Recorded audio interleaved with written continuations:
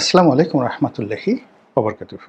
সম্মানিত দর্শক, সর্বভারতীয় সংবাদপত্র জগতের যে পাঠককুল, তাদের মধ্যে সবচেয়ে প্রভাবশালী যে দুটো পত্রিকা, সেই দুটো পত্রিকার মধ্যে একটি হলো দ্য ইন্ডিয়ান এক্সপ্রেস, আর একটা হলো দ্য হিন্দু। হিন্দু যে পত্রিকাটি, এটি নামে হিন্দু হলেও এখানে ভারতের সব জনমতের যারা লোকজন রয়েছেন তারা এটা পড়েন। আর অন্যদিকে ইন্ডিয়ান এক্সপ্রেস যে পত্রিকাটি, এটি ভারতের সেই পত্রিকা যা কিনা আন্তর্জাতিক অঙ্গনে ভারতকে রিপ্রেজেন্ট করে। আজ যেভাবে নিউ ইয়র্ক টাইমসকে, ওয়াশিংটন পোস্টকে আমরা খুব গুরুত্ব দেই, কিংবা ধরুন ফার ইস্টার্ন ইকোনমিক রিভিউ, লন্ডনের দ্য টেলিগ্রাফ, এই পত্রিকাগুলোর যে বা আপনি ধরুন যে জাপানের কিছু পত্রিকা আছে, তারপরে জার্মানির কিছু পত্রিকা আছে, তারপরে ফ্রান্সের কিছু পত্রিকা আছে, যেগুলো এই বাংলাদেশে বসেও সেখানে যদি কোনো একটা নিউজ ছাপা হয় আমরা সেটি গুরুত্ব দিই। এর বাইরে আন্তর্জাতিক যেমন এএফপি, রয়টার্স, ব্লুমবার্গ, তারপর ওয়াল স্ট্রিট জার্নাল, তারপরে নিউজউইক, দ্য ইকোনমিস্ট, এই পত্রিকাগুলোর একটা গ্লোবাল যাকে বলা হয় অ্যাসপেক্ট অ্যান্ড প্রসপেক্ট আছে। তো এই প্রসপেক্ট এবং অ্যাসপেক্ট এর প্রেক্ষাপটে তারা করে কি, যে জিনিসগুলো 2-3 বছর আগে, 5 বছর আগে এই পত্রিকাগুলো প্রেডিক্ট করে দেয় বা বলে দেয়, ওটাই পরবর্তীতে বাস্তবায়ন হয়ে যায়। যেমন ধরুন শেখ হাসিনার বাংলাদেশ থেকে চলে যাওয়ার পরে টাইম ম্যাগাজিন, বিখ্যাত টাইম ম্যাগাজিন একটা শিরোনাম করেছিল, প্রচ্ছদ প্রতিবেদন করেছিল শেখ হাসিনাকে নিয়ে। তখন তারা যে জিনিসটা বলেছিল যে শেখ হাসিনা এই যে বাংলাদেশ থেকে চলে গেলেন, তিনি ফিরবেন কিভাবে, তার ফেরাটা কেমন হবে। তো শেখ হাসিনা ফিরতে পারেন, এটা ওনার বাংলাদেশ থেকে চলে যাওয়ার 2 মাসের মাথায় স্বয়ং শেখ হাসিনাও কল্পনা করতে পারেননি। এর কারণে প্রথম 2 মাস তিনি কোনো ট্রু শব্দ কিন্তু করেননি।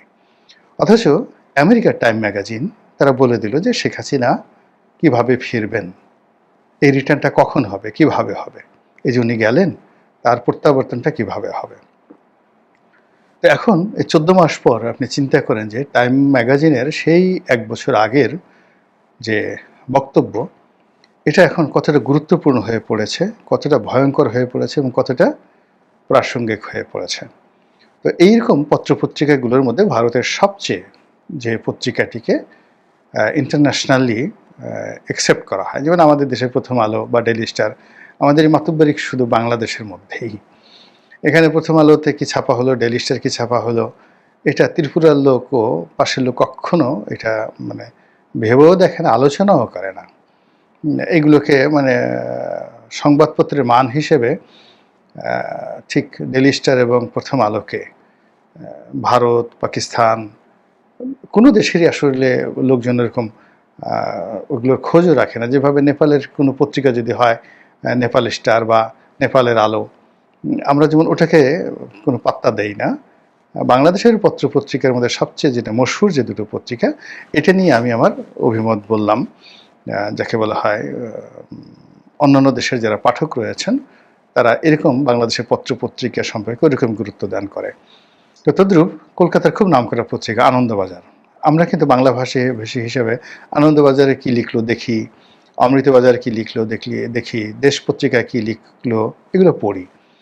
কিন্তু ইউরোপ আমেরিকাতে এগুলো নিয়ে একেবারে মাথা ঘামায় না, এমনকি হিন্দুকে নিয়েও তারা মাথা ঘামায় না। কিন্তু দ্য ইন্ডিয়ান এক্সপ্রেস কি লিখলো, এটা ওয়াল স্ট্রিট জার্নালের পাঠক, টাইম ম্যাগাজিনের পাঠক, দ্য টেলিগ্রাফের পাঠক, দ্য ফাইন্যান্সিয়াল টাইমসের পাঠক, ওয়াশিংটন পোস্টের পাঠক, তারা কিন্তু সমান গুরুত্ব দিয়ে পড়ে। 130 কোটি মানুষের যে রিপ্রেজেন্টেশনের যে পত্রিকাটি, সেই পত্রিকাটি হলো দ্য ইন্ডিয়ান এক্সপ্রেস। তো সেই ইন্ডিয়ান এক্সপ্রেসে শেখ হাসিনার একটা নাতি দীর্ঘ সাক্ষাৎকার ছাপা হয়েছে।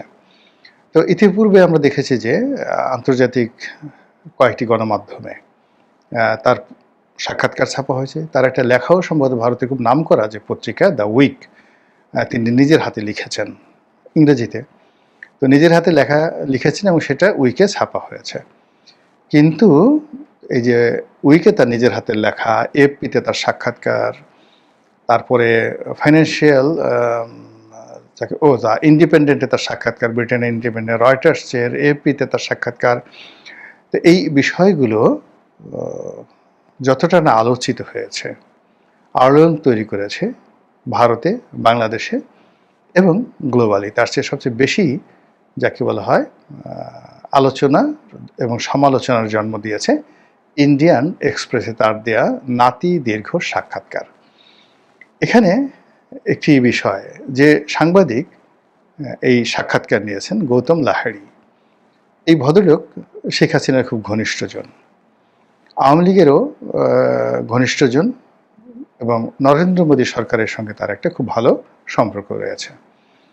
শেখ হাসিনার বাংলাদেশ থেকে চলে যাওয়ার পর বা শেখ হাসিনার সরকারের পতনের পর যে কজন ভারতীয় সাংবাদিক একেবারে যাকে বলা হয় চুলচেরা বিশ্লেষণ করে শেখ হাসিনার ভবিষ্যৎ, আওয়ামী লীগের ভবিষ্যৎ, ইউনূস সরকারের ভবিষ্যৎ নিয়ে মোটামুটি যাকে বলা হয় বিশ্লেষণ করার চেষ্টা করেছে নিরপেক্ষভাবে, তার মধ্যে জনাব গৌতম লাহিড়ী অন্যতম। এবং তিনি বাংলাদেশের অনেক ইউটিউবারের সঙ্গে কিন্তু এই গৌতম লাহিড়ী সাক্ষাৎকার দিয়েছেন এবং সেই ভদ্রলোক ইন্ডিয়ান এক্সপ্রেসের জন্য এই সাক্ষাৎকারটি নিয়েছেন। আমি যখন একেবারে ছাত্র জীবনে ইন্ডিয়ান এক্সপ্রেস সম্পর্কে আমার প্রথম ধারণায় আসলো যে তাদেরকে নিয়ে একটা বিরাট রিপোর্ট ছাপা হয়েছিল সাপ্তাহিক দেশ পত্রিকাতে, যে কি করে ভারতের এই রাজনীতি, তারপরে রাজনীতির পেছনের পর্দার আড়ালের যত খেলাধুলা, কিং মেকিং, এই কাজগুলো কারা কারা করে। তো তার মধ্যে একেবারে সবার আগে যে নামটা আসছিল সেটা হলো ইন্ডিয়ান এক্সপ্রেসের মালিক রামনাথ গোয়েঙ্কা। ছাত্র জীবনে পড়েছিলাম, কিন্তু আমার এখনও পর্যন্ত আমি সেই রামনাথ গোয়েঙ্কা এখনও জীবিত আছেন কিনা আমি জানি না, মারা গেছেন অবশ্যই, এটা তো একেবারে 80-র দশকের শুরুর দিকের কথা আমি এটা বলছি। তো সেই রামনাথ গোয়েঙ্কা। আর একজন লোক সম্পর্কে আমি তখন পড়েছিলাম, তিনি হলেন ধীরুভাই আম্বানি, মানে এখন অনিল আম্বানি, মুকেশ আম্বানির বাবা। তারপর রাম জেঠ মালানি। বাঙালিদের মধ্যে আরেকজন লোক ছিলেন অমলেশ ত্রিপাঠী। মানে চিন্তা এবং বুদ্ধিভিত্তিক জগতে এখন ভারতের যে থিঙ্ক ট্যাঙ্কগুলো রয়েছে তারা যেভাবে, যেমন আমেরিকাতে উইলসন সেন্টার আছে, ভারতে এরকম অনেকগুলো থিঙ্ক ট্যাঙ্ক আছে যারা মূলত এই রাজনীতিকে নিয়ন্ত্রণ করে। আর আমি যে সময়ের কথা বলছি তখন এইভাবে ভারতের থিঙ্ক ট্যাঙ্ক গড়ে ওঠেনি, কিন্তু একটা মানে যাকে বলে বুদ্ধিভিত্তিক একটা সিন্ডিকেট গড়ে উঠেছিল এবং সেই সিন্ডিকেটের নেতৃত্বে ছিল ইন্ডিয়ান এক্সপ্রেস এবং তার মালিক মিস্টার রামনাথ গোয়েঙ্কা। শুধুমাত্র আমি এটা বোঝানোর চেষ্টা করছি যে শেখ হাসিনার যে সাক্ষাৎকারটি ছাপা হয়েছে ইন্ডিয়ান এক্সপ্রেসে, এটা কেবলই মাত্র একটা রিপোর্ট, প্রথম আলোর রিপোর্ট বা ডেইলি স্টারের রিপোর্ট নয়। এটার সঙ্গে ভারতের মেধা, যোগ্যতা, তাদের ফরেন পলিসি, ভারত সরকারের পরিকল্পনা শেখ হাসিনাকে নিয়ে, সবই এই সাক্ষাৎকারের মাধ্যমে ফুটে এসেছে। এখন এই সাক্ষাৎকারে তিনি যে কথাগুলো বলেছেন এগুলো নর্মালি শেখ হাসিনা বলেন না। শেখ হাসিনা যেভাবে বলেন, ইউনূসকে ফেলে দেব, আমি আসার সঙ্গে সঙ্গে তালিকা করে করে সবগুলোকে গ্রেপ্তার করব, সবগুলোকে ফাঁসিতে লটকাবো, আবার সেই যুদ্ধাপরাধীদের বিচার হবে, ওইবার যতটুকু ছাড় দিয়েছে এবার একটু ছাড় দেব না, চামড়া খুলে একেবারে কুচি কুচি করে কই মাছের মতো যাকে বলা হয় কেটে, তারপর ওর মধ্যে লবণ দিয়ে মরিচ দিয়ে ঢুকিয়ে এরপরে আবার সেই লবণ মরিচ যেন ধুইতে না পারে চামড়া সেলাই করে দেব। মানে দিস সর্ট অফ অ্যাগ্রেসিভ ল্যাঙ্গুয়েজে আমরা শেখ হাসিনাকে সবসময় দেখতে অভ্যস্ত। কিন্তু সেই শেখ হাসিনা এই সাক্ষাৎকারে প্রথমবারের মতো বিনয়ী হয়েছেন এবং তিনি রাষ্ট্রনায়কোচিত মনোভাব নিয়ে যেভাবে তার শাসন আমলের সকল দায় দায়িত্ব স্বীকার করেছেন, যে হ্যাঁ ওই সময় যত ভালো কাজ হয়েছে, যত মন্দ কাজ হয়েছে, সেটা কিভাবে হয়েছে সেটা পরের বিষয়। ফার্স্ট থিং হলো, যেহেতু আমি রাষ্ট্রপ্রধান, সরকার প্রধান ছিলাম, কাজে দায় দায়িত্ব তো আমারই। এবং আমি ওই সময়টাতে যে সকল ঘটনা ঘটেছে, যত প্রাণ ঝরেছে, যত মানুষ নিহত হয়েছে, প্রথমত সবার ব্যাপারে আমি দুঃখ প্রকাশ করছি, সহমর্মিতা প্রকাশ করছি এবং প্রতিটি প্রাণের জন্য আমি আফসোস করছি। মানে এই একটা কথা, যেটা শেখ হাসিনার কাছ থেকে আশাই করা যায় না। যখন এই কথাগুলো বলবে, ধরে নিতে হবে যে তখন তার একটা মাস্টার প্ল্যান নিয়ে তিনি এগুচ্ছেন এবং সেই মাস্টার প্ল্যানের পিছনে আর বড় বড় মাস্টারের যাকে বলা হয় ব্রেন কাজ করছে। তিনি তার সেই সাক্ষাৎকারে ডক্টর মোহাম্মদ ইউনূসের সরকারের যে সমালোচনাগুলো করেছেন টু দি পয়েন্টে, এটাও শেখ হাসিনার কাছে আশা করা যায় না। তিনি খুবই ইন্টেলিজেন্টলি, প্রফেশনালি এবং পলিটিক্যালি যে সকল অভিযোগ ডক্টর মোহাম্মদ ইউনূস এবং তার সঙ্গী সাথীদের বিরুদ্ধে এনেছেন, এটা রাজনীতির পরিভাষা নয়, এটা কূটনীতির পরিভাষা, এটা বিচারের পরিভাষা। এর সঙ্গে আইন জড়িত, এর সঙ্গে আন্তর্জাতিকতা জড়িত এবং আরও অনেক কিছু। ঠিক সেইভাবে ডক্টর মোহাম্মদ ইউনূসকে নিয়ে, তার সরকারকে নিয়ে তিনি কতগুলো অভিযোগ উত্থাপন করেছেন। নিজের বিচার সম্পর্কেও তিনি মানে যে কথা বলেছেন, এটাও একটা অসম্ভব রকম চ্যালেঞ্জ বর্তমান সরকারের জন্য। তিনি এই বর্তমান তার যে বিচার হচ্ছে, সেই বিচারিক যে আদালত, সেই আদালতের বিচার কর্মকাণ্ডকে তিনি রিগ্রেট করেছেন এবং তিনি যেটা বলেছেন যে পৃথিবীর সকল মানুষের যে আস্থা, বিশ্বাস এবং নির্ভরতার যে প্রতীক, সেটা হলো আন্তর্জাতিক অপরাধ tribunal, ICC, international criminal court বা ক্রাইম কোর্ট যেটাকে বলা হয়। তো সেই আইসিসি যেখানে নেতানিয়াহুর বিরুদ্ধে ওয়ারেন্ট ইস্যু হয়, যেখানে বসনিয়া হার্জেগোভিনা, যুগোস্লাভিয়ার যুদ্ধাপরাধীদের বিচার হয়েছে এবং এই আইসিসির একটা রিপোর্টে আমাদের দেশের সব কিছু তছনছ হয়ে যেতে পারে। তো তিনি সরকারের প্রতি আহ্বান জানিয়েছেন যে তার বিরুদ্ধে যে অভিযোগগুলো রয়েছে, সেই অভিযোগগুলো আইসিসিতে নিষ্পত্তি হতে পারে। সরকারকে তিনি চ্যালেঞ্জ দিয়েছেন, তারা কেন আইসিসিতে গিয়ে তার বিরুদ্ধে অভিযোগ দায়ের করছেন না। আর আইসিসিতে যদি তার বিরুদ্ধে অভিযোগ দায়ের করা হয় এবং সেখানে সরকার যে সকল কথাবার্তা বলছে, সেগুলো যদি তথ্য প্রমাণ তারা দিতে পারে, যে অভিযোগ যে আমি 1400 জনকে মেরে ফেলেছি, তো এটা নিয়ে তিনি, এই সংখ্যা নিয়ে তিনি অভিযোগ করেছেন, জাতিসংঘর প্রতিবেদনে অভিযোগ করেছেন, কিন্তু খুবই ডিপ্লোম্যাটিক্যালি। তো তিনি বলার চেষ্টা করেছেন যে বাংলাদেশের কোর্টে যে সকল বিষয় নিয়ে আলোচনা হচ্ছে, যে সকল অভিযোগ দায়ের করা হচ্ছে, তো সেগুলো নিয়ে যদি আমার শাস্তি হয়, তিনি সেটা বলেননি, মানে আমি এটার ভাব সম্প্রসারণ করছি, সেগুলো নিয়ে যদি আমার শাস্তি হয় বা আমাকে সেগুলোর ভিত্তিতে যদি আমাকে প্রত্যাবর্তন করতে বলা হয়, আমিও যাব না আর ভারত আমাকে পাঠাবে না। কিন্তু যদি একই অভিযোগগুলো তথ্য এবং প্রমাণ সহকারে আইসিসিতে দেওয়া হয়, তাহলে তো আইসিসি আমাকে ওয়ারেন্ট ইস্যু করে দেবে, আমাকে ধরে নিয়ে যাবে এবং সেখানে আমার বিচার হবে এবং আরও দৃষ্টান্তমূলক বিচার হবে। এবং বাংলাদেশের জন্য এটা একটা বিরাট সুযোগ যে এরকম বাংলাদেশের একজন সরকার প্রধান, যে কিনা ক্ষমতায় থেকে এত বড় মানবতা বিরুদ্ধে অপরাধ করেছেন, কাজেই তার এই বিচার আইসিসিতে হতে পারে। আর যেখানে জাতিসংঘ, এখানে মানবাধিকার কমিশন যেখানে প্রতিবেদন দাখিল করেছেন, যেখানে জাতিসংঘের মানবাধিকার কমিশন তারাও ডক্টর মোহাম্মদ ইউনূস সরকারের সাথে ঐক্যমত্য পোষণ করেছেন, কাজেই এই ঘটনার সাথে তো জাতিসংঘ জড়িত। কাজেই জাতিসংঘের একটি প্রতিষ্ঠান, জাতিসংঘের অন্যতম একটি মুরব্বী, সেটা হলো এই আইসিসি। সেই আইসিসিতে কেন তার বিচার হবে না? মানে এটা কিন্তু একটা চারটিখানি কথা নয়। এত বড় কনফিডেন্স, এত বড় চ্যালেঞ্জ, এটা যে কেবলমাত্র ডক্টর মোহাম্মদ ইউনূসকে দিয়েছেন তা নয়, তিনি জাতিসংঘকে চ্যালেঞ্জ দিয়েছেন, যারা এই জুলাই আগস্ট বিপ্লবের সময় ডক্টর মোহাম্মদ ইউনূসের পক্ষে কাজ করেছেন। জাতিসংঘের মানবাধিকার সংস্থাকে, অর্থাৎ সাধারণ পরিষদের মহাসচিবকে চ্যালেঞ্জ দিয়েছেন, মানবাধিকার সংস্থা যারা অফিস করেছে তাদেরকে চ্যালেঞ্জ দিয়েছেন, ডক্টর মোহাম্মদ ইউনূসকে চ্যালেঞ্জ দিয়েছেন, এমনকি আইসিসিকেও তিনি চ্যালেঞ্জ দিয়েছেন। এটা চারটিখানি একটা বিষয় নয়, এটা এই সাক্ষাৎকারে চলে এসেছে। আর তিনি যেভাবে ভুল স্বীকার করেছেন, যেভাবে তার রাজনীতির প্ল্যান ফোকাস করেছেন, অবস্থার দৃষ্টি মনে হচ্ছে যে তিনি ইন্দিরা গান্ধী ডক্ট্রিন ব্যবহার করেছেন। আপনারা জানেন যে যখন ইন 1977 1977 সনে ভারতে জরুরি অবস্থা জারি হলো। আমি সনটা এদিক ওদিক হতে পারে, আপনারা মনে কিছু করবেন না। এর কারণ হলো আমি আসলে স্ক্রিপ্ট দেখে বলি না। যেহেতু আমি ফ্যাক্ট জানি, ফ্যাক্ট জানার কারণে অনেক সময় ডেট, সন এদিক ওদিক হতে পারে। তো স্ক্রিপ্ট না দেখে বলার কারণে এটা হয়, এজন্য ক্ষমাসুন্দর দৃষ্টিতে দেখবেন।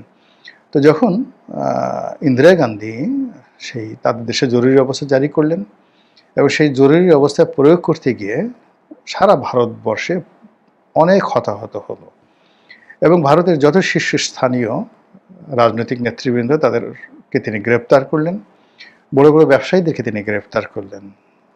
কিন্তু একটা সময় তিনি সেটা পারলেন না, সব কিছু তার নিয়ন্ত্রণের বাইরে চলে গেল। তো বাইরে চলে যাওয়ার পরে তিনি পদত্যাগ করলেন এবং পদত্যাগ করে এই জরুরি অবস্থা জারি করা তার ভুল হয়েছে এবং এই সময়টাতে যে সকল অপ্রীতিকর ঘটনা ঘটেছে, যে সকল অফেন্স হয়েছে, সবগুলোর দায় দায়িত্ব তিনি নিলেন। মানুষের রাগ কমে গেল। রাগ কমে যাওয়ার পরে মাত্র 3 বছরের মাথায় তিনি যে জাতীয় নির্বাচন হলো সেই নির্বাচনে বিপুল সংখ্যাগরিষ্ঠতা নিয়ে তিনি আবার ক্ষমতায় এলেন। এই যে তার ক্ষমতায় ফেরা এবং আত্মপক্ষ সমর্থন করা, এটি ভারতের রাজনীতিতে এখন ইন্দিরা গান্ধীর ডক্ট্রিন হিসেবে পরিচিত। তো সেই দিক থেকে শেখ হাসিনার এই যে হঠাৎ পরিবর্তন, ইন্ডিয়ান এক্সপ্রেসে তার সাক্ষাৎকার এবং এই সাক্ষাৎকারের মধ্যে তিনি যে সাবমিশন দিয়েছেন, যে ফোকাস দিয়েছেন, যে মিশন দেখাচ্ছেন, যে ভিশন দেখাচ্ছেন, যে লিবারেলিজম দেখাচ্ছেন, এটি তার কাছ থেকে বা আওয়ামী লীগের কাছ থেকে সেই 1981 সন থেকে আজ অবধি কেউ আশা করেনি। কিন্তু এই যে তার যে ইউটার্ন, হঠাৎ করে ইউটার্ন, এর সঙ্গে মনে হচ্ছে যে তার যারা পরামর্শদাতা, তার যারা প্রমোটার এবং তার এই ক্ষমতায় ফেরার ব্যাপারে যারা ভারতে এবং আমেরিকাতে, ইংল্যান্ডে, ফ্রান্সে, ব্রাসেলসে, মানে ইউর সদর দপ্তরে, নেদারল্যান্ডসে, মানে আন্তর্জাতিক আদালত হেগে, সেখানে সুইজারল্যান্ডে যারা লবিং করছে, হাজার হাজার মানুষ কিন্তু যার যার অবস্থান থেকে লবিং করছেন। তো তাদের একটা কম্প্যাক্ট গ্রুপ যে কাজ করছে এবং সেই কাজের ভিত্তিতে শেখ হাসিনার নিকট যে পরামর্শগুলো তারা উপস্থাপন করেছেন এবং সেইভাবেই তিনি নিজেকে প্রস্তুত করে এই রকম একটা সাক্ষাৎকার দিয়েছেন বলেই যারা রাজনৈতিক বিশ্লেষক তারা বলার চেষ্টা করছেন। এখন শেখ হাসিনা তো দিবারাত্র কাজ করে যাচ্ছেন, আওয়ামী লীগও দিবারাত্র কাজ করে যাচ্ছে, বিএনপিও করছে, জামাতও করছে, আর ডক্টর মোহাম্মদ ইউনূসও কাজ করে যাচ্ছেন। তো সেই কাজের যে সমীকরণগুলো, মানে আপনি তীর ছুড়লেন, 10টা তীর একই লক্ষ্য বস্তুর দিকে গেল। এখন তীরের ফলায় ধরুন একটা বিন্দু আছে আর লক্ষ্যবস্তু সেখানে একটা বিন্দু আছে। তো একসাথে 20 জন তীরন্দাজ সেই লক্ষ্যবস্তুকে কেন্দ্র করে তীর ছুড়ল। এখন এখানে তো একসাথে সব তীর যদি একসাথে যায় তাহলে তো একটাও লাগবে না, বা একটা তীরের সঙ্গে যদি আরেকটা লেগে যায় তাহলে আগেই সেগুলো পড়ে যাবে। তো এক্ষেত্রে লক্ষ্যবস্তু স্পর্শ করার জন্য কি দরকার? প্রথমত টার্গেট, নিখুঁত টার্গেট, একেবারে ওই পিন পয়েন্টে গিয়ে আপনার তীরটি লাগবে। আর দ্বিতীয় যে জিনিসটি সেটি হলো গতি, দুর্বার গতি, মানে যারা তীর ছুঁড়ছেন, যার তীর যত গতি পাবে সেই আগে গিয়ে সেখানে লক্ষ্যবস্তু ভেদ করতে পারবে। এখন আমাদের রাজনৈতিক দলগুলো সবাই চেষ্টা চালাচ্ছে, কিন্তু লক্ষ্যবস্তু কি, পিন পয়েন্ট কি? এটা কি মানুষের হৃদয়, মানুষের মন, নাকি ডক্টর মোহাম্মদ ইউনূসের মন, নাকি দিল্লি আমেরিকা ডোনাল্ড ট্রাম্পের মন? আমার কাছে মনে হচ্ছে যে জনগণের যে মন, মস্তিষ্ক, চিন্তা এবং চেতনাকে এখনও বাংলাদেশের রাজনৈতিক দলগুলো লক্ষ্যবস্তুতে পরিণত করতে পারেনি, যেটি শেখ হাসিনা করতে পেরেছেন। আবার বলছি যে ক্ষমতায় যাওয়ার জন্য জনগণকে রাজি করাতে হবে, খুশি করাতে হবে, তাদের মনে পরিবর্তন আনতে হবে, তাদের মনে শান্তি দিতে হবে। এই লক্ষ্যবস্তুটি শেখ হাসিনা যেভাবে এই ইন্ডিয়ান এক্সপ্রেসের সাক্ষাৎকারের মাধ্যমে স্থির করতে পেরেছেন, সেখানে জামাত, মক্কা মদিনা, তুরস্ক, পাকিস্তান ইসলামাবাদ, যমুনা, আমেরিকা, বেইজিং, এই জায়গাতে যেভাবে দৌড়াদৌড়ি করছে, বিএনপি যেভাবে একবার লন্ডনে, একবার যমুনাতে দৌড়াদৌড়ি করছে, একবার পাকিস্তানে, একবার চীনে যেভাবে দৌড়াদৌড়ি করছে, আপনি বুঝতে পারছেন যে কেবলা কয়টা হয়ে গেছে। আর এনসিপি তাদের তো আসলে যমুনা, রাজু তো এখন আর নেই, শুধুমাত্র যমুনা কেন্দ্রিক তাদের লক্ষ্যবস্তু। কিন্তু জনগণকে কেন্দ্র করে তাদের লক্ষ্য বস্তু হয়নি, ভিন্ন হলো গতি। তো এখন আপনাকে যেখানে রকেটের গতি, সেখানে আপনাকে যাকে বলা হয়, যদি আপনি নসিমন ভটভটি দিয়ে বা দেখা গেল চাঁদের গাড়ি, সেই দ্বিতীয় বিশ্বযুদ্ধের সময় যেই গাড়িগুলো পার্বত্য চট্টগ্রাম এলাকাতে রেখে গিয়েছিল ব্রিটিশ আর্মিরা, সেই গাড়িগুলো এখনও চলতেছে, যেগুলোকে বলা হয় চাঁদের গাড়ি। তো আপনি চাঁদের গাড়িতে করে চাঁদে যাবেন, এটা আপনার যত বছর লাগবে, আর রকেটে করে চাঁদে যাবেন, এই দুইটার মধ্যে ডিফারেন্স আছে। তো সেক্ষেত্রে বাংলাদেশের এই যে এখন বর্তমান যে রাজনীতির অবস্থা, এখানে আপনার জনগণের মন রাজি এবং খুশি করানোর জন্য বা তাদের মন এবং মানসিকতায় পরিবর্তন আনার জন্য একটা লক্ষ্যবস্তু, আর একটা হলো রাষ্ট্রের যে সকল পেশি শক্তিগুলো রয়েছে, বাহিনীগুলো রয়েছে, বিদেশি দাতা সংস্থাগুলো রয়েছে, ফাইন্যান্সিয়াল ইনস্টিটিউশনগুলো রয়েছে, তারপরে ব্যবসায়ী সমাজ রয়েছে, তাদেরকে ইনফ্লুয়েন্স করার জন্য আপনার যে প্রেশার দরকার, সেই প্রেশারটা হলো আন্তর্জাতিক গণমাধ্যম।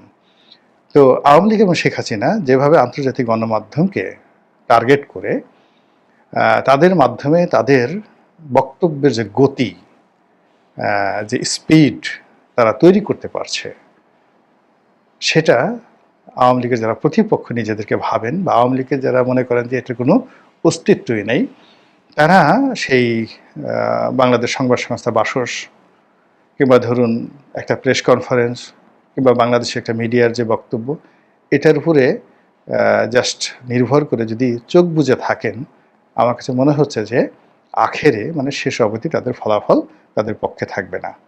মহান আল্লাহ আমাদের সবাইকে হেদায়েত দান করুন এবং হেফাজত করুন। আসসালামু আলাইকুম ওয়া রাহমাতুল্লাহি ওয়া বারাকাতুহু।